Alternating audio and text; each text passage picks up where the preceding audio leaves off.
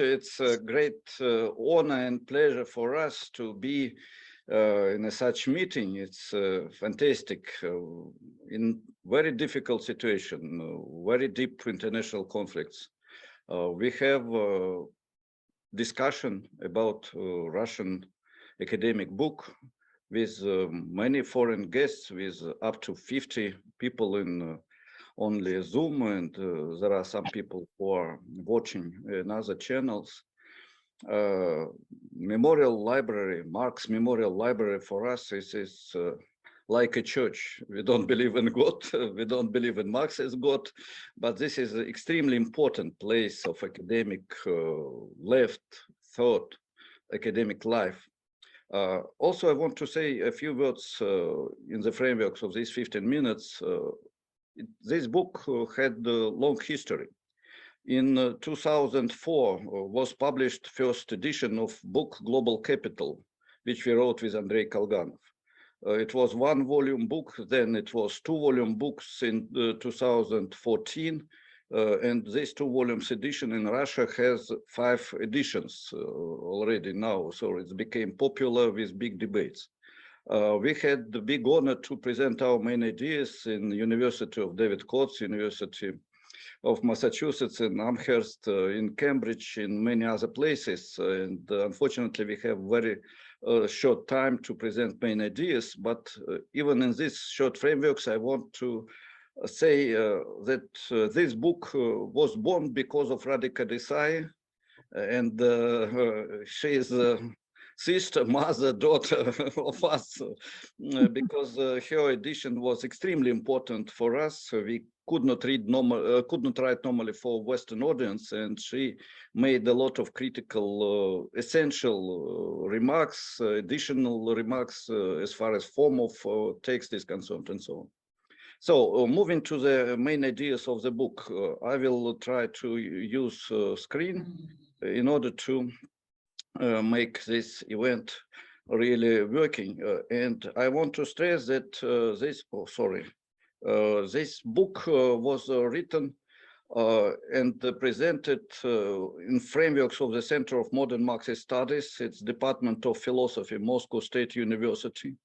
And we are working inside the school, which is devoted to the legacy of culture and historical decisions of Moscow State University, the whole school stream, and our center is working inside this stream. You have in the presentation full name of this school. It's very complex, so I will not read it. And together with Moscow State University, we were born as people, as authors, and we are developing and working as teachers, as professors. But first of all, I want to stress that object of our research is late capitalism. Ernest Mandel, who will have 100th anniversary this year, by the way, Frederick Jameson, many other authors wrote about late capitalism. What we made specific definition. Late capitalism as epoch when capitalist market relations cannot develop without addition of socialist forms. I will tell here honestly. It is a paradox, it is dialectical contradiction. In order to be strong, capitalism must use non-capitalist forms, post-capitalist forms. And epoch when it is impossible to survive and develop for capitalism without these post-capitalist relations, without negation of yourself inside yourself, for us is late capitalism. And we are analyzing this event.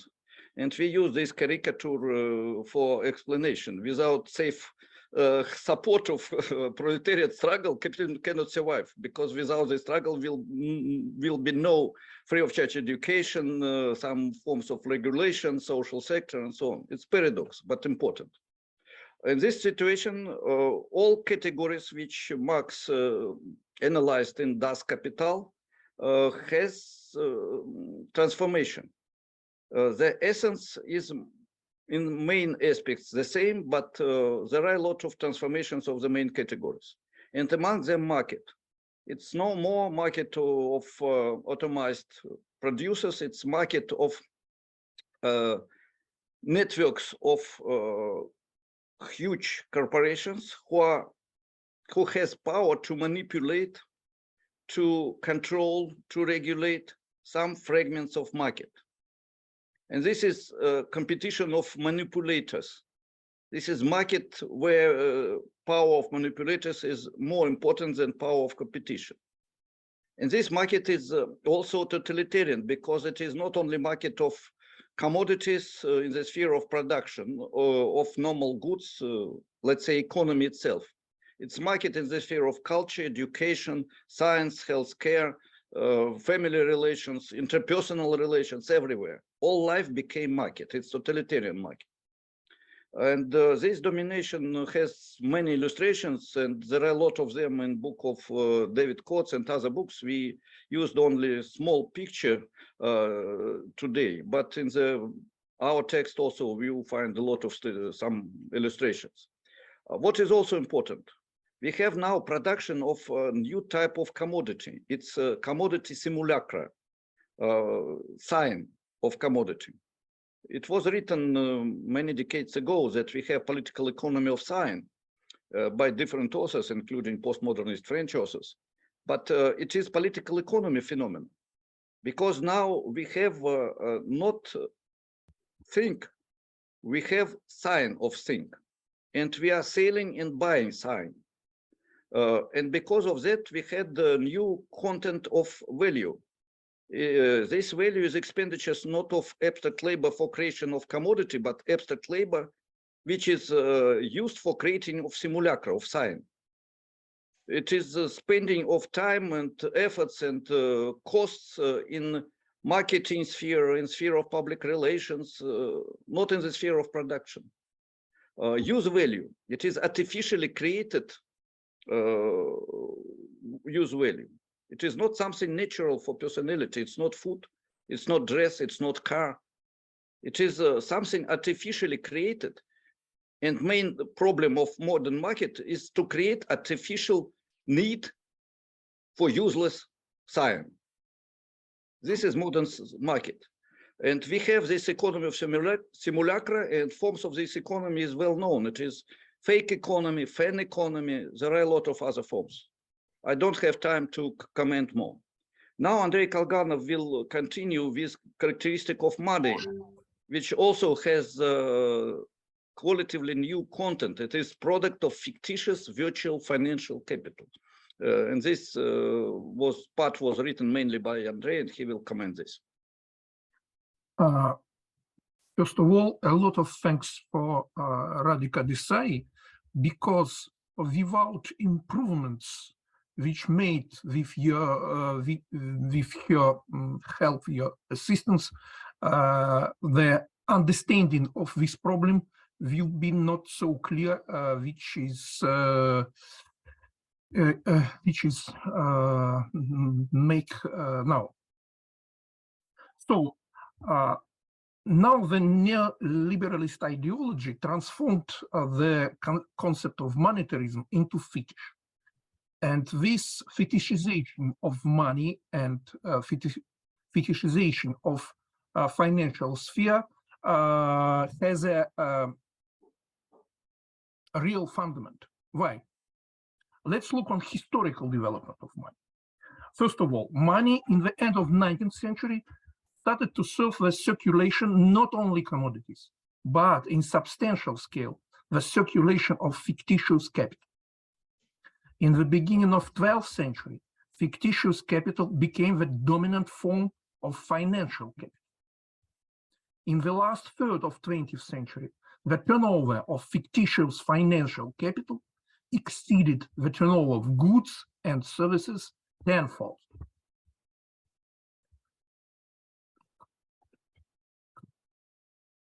Alexander, как я могу... I moved to next. Okay.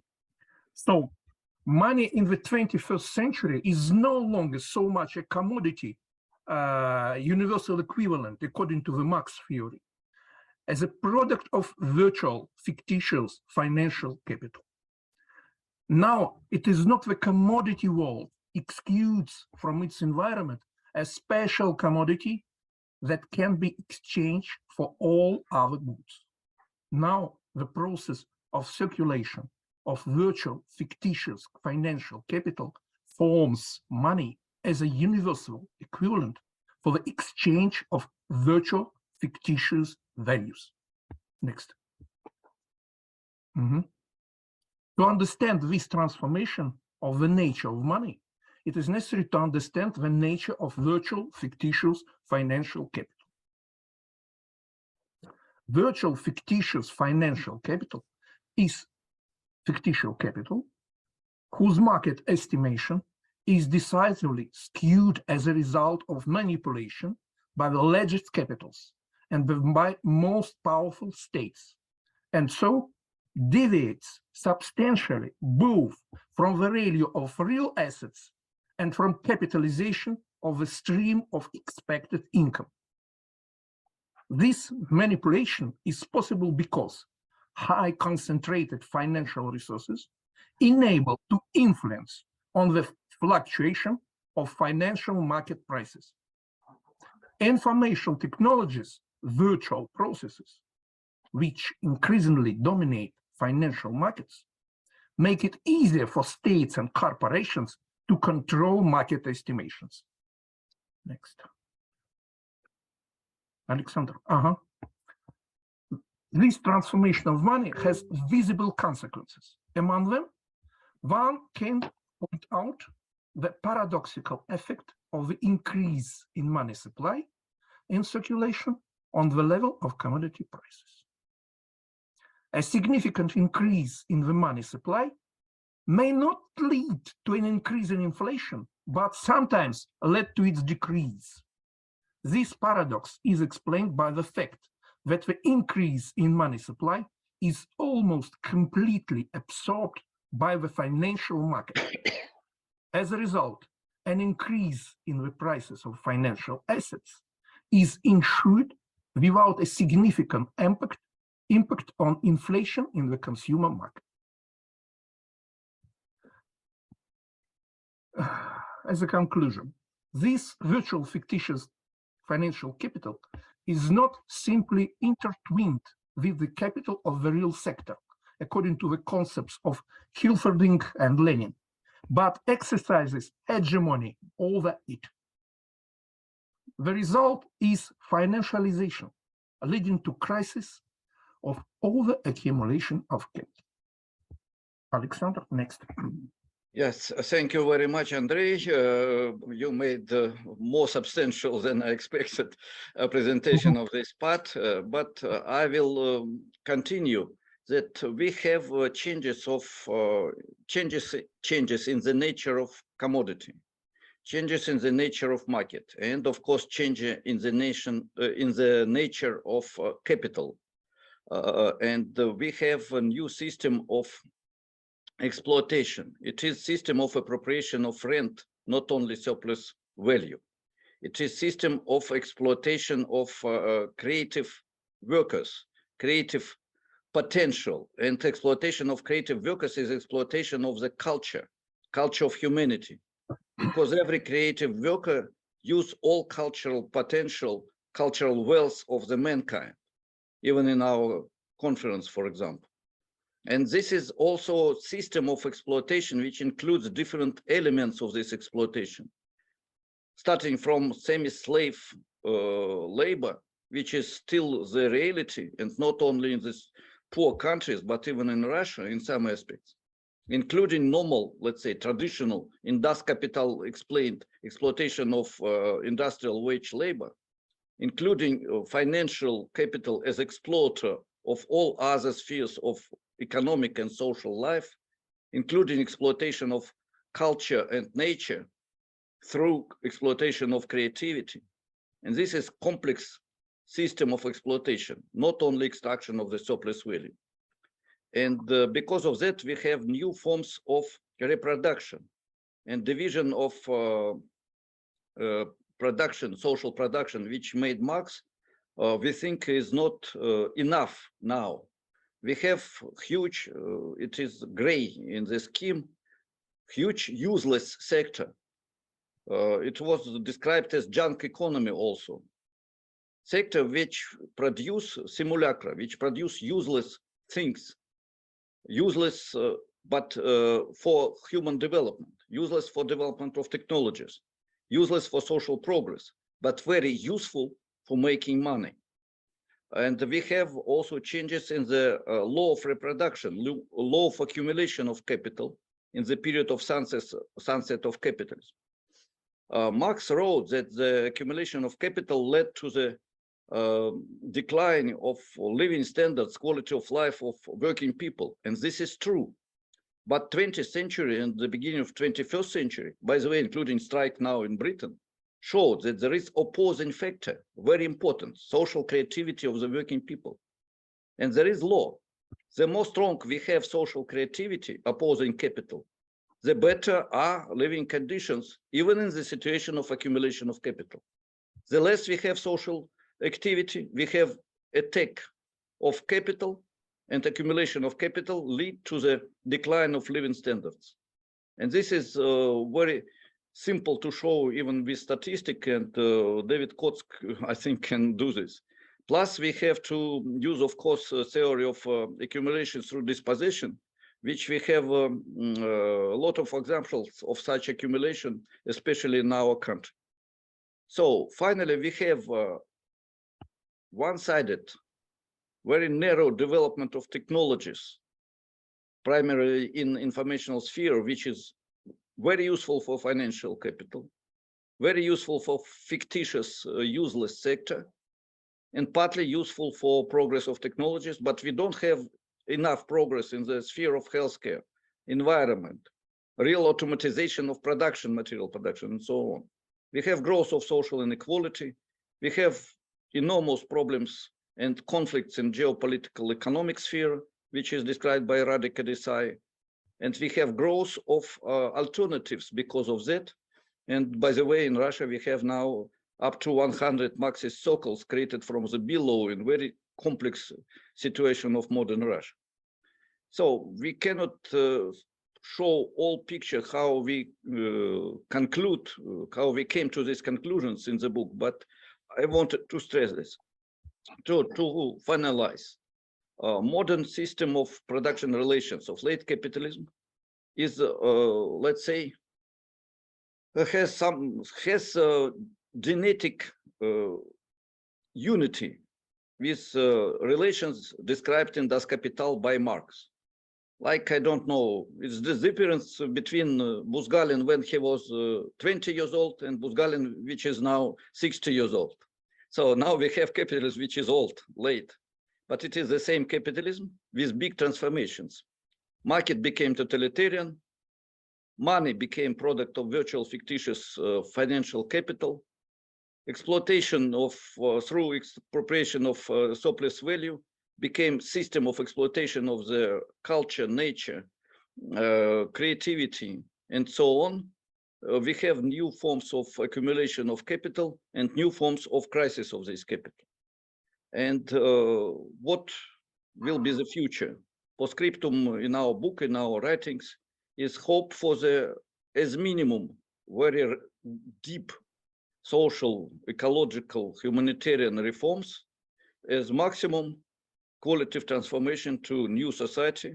And I can be honest, I will say that this is socialist or even communist society, which must be and will be future, which came to the, as a result of internal contradictions of capitalism.